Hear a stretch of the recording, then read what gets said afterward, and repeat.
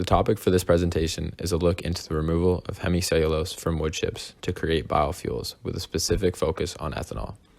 Most of the research for this topic involves the chemical pulping process rather than the mechanical pulping process, since a chemical pretreatment stage can be easily added with relatively low capital costs. This process doubles as both a hemicellulose extraction and a pretreatment for the chemical pulping process, therefore making the chemical pulping process more efficient. In the start of the process, from tree to bioproduct, wood chips are initially brought to the pulp mill and sent through their chip handling processes. These wood chips will go through a pretreatment process in which all or most of the hemicellulose within the wood chips is removed.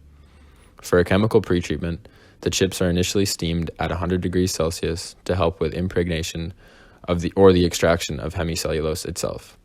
There are a couple different methods to remove hemicellulose, which involves acid, water, organic solvents, or alkaline solution. Alkaline agents are not typically used as they also remove lignin, which can make the fermentation or bioconversion process more difficult. After the pretreatment, the removed hemicellulose then ends up in a solution that must be fermented and distilled to achieve a final product.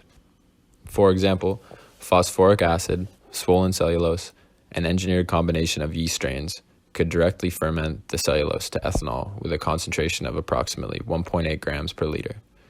Different microorganisms, including yeasts, bacteria, and fungi, have been used and optimized for ethanol fermentation using both pure xylose and hemicellulose-derived sugar mixtures. Once the ethanol is fermented, the ethanol is in a dilute aqueous solution, which must be concentrated by fractional distillation to obtain the concentrated ethanol. Hemicellulose is a heterogeneous polymer composed of many sugars and is the supporting material in cell walls.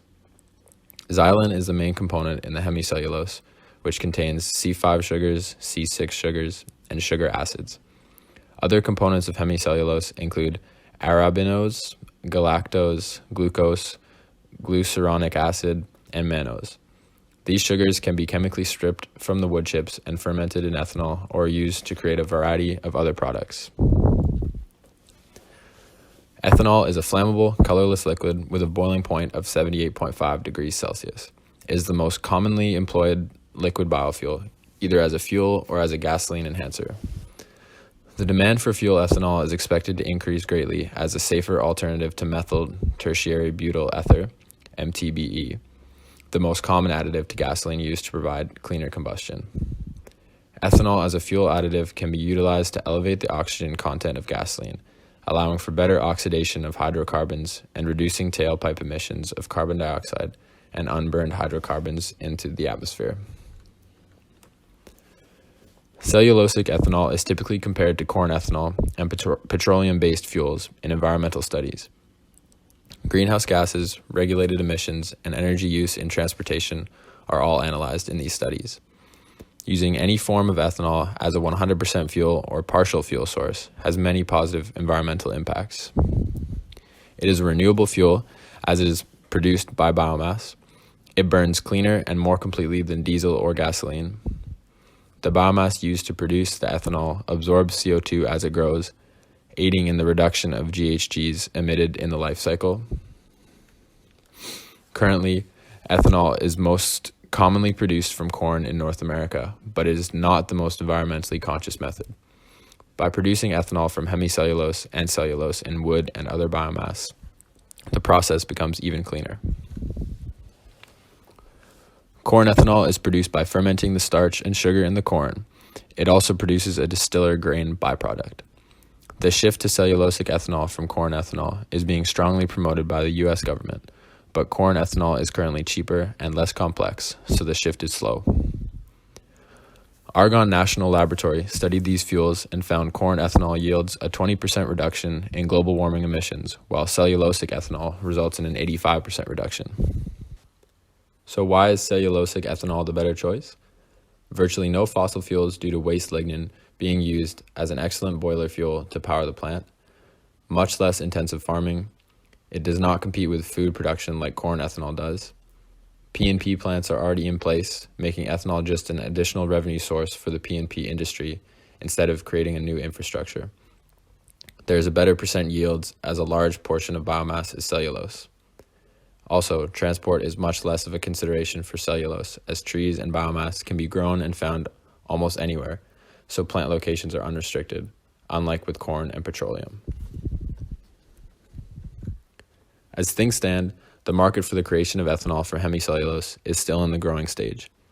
There are various cellulosic ethanol plants around the world, mainly in North America and Europe. The world leaders in ethanol production are Brazil and USA. However, their production is largely from sugarcane and corn, respectively.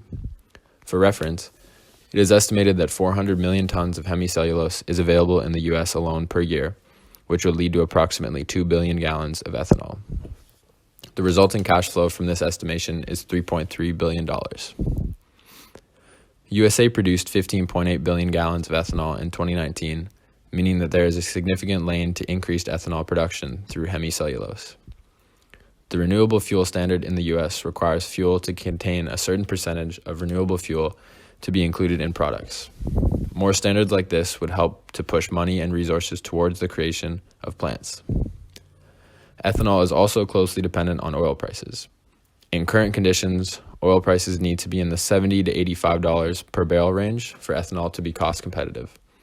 Since 2018, the price of oil has been in the $40 to $75 range, and the current price war on oil has sent them even lower.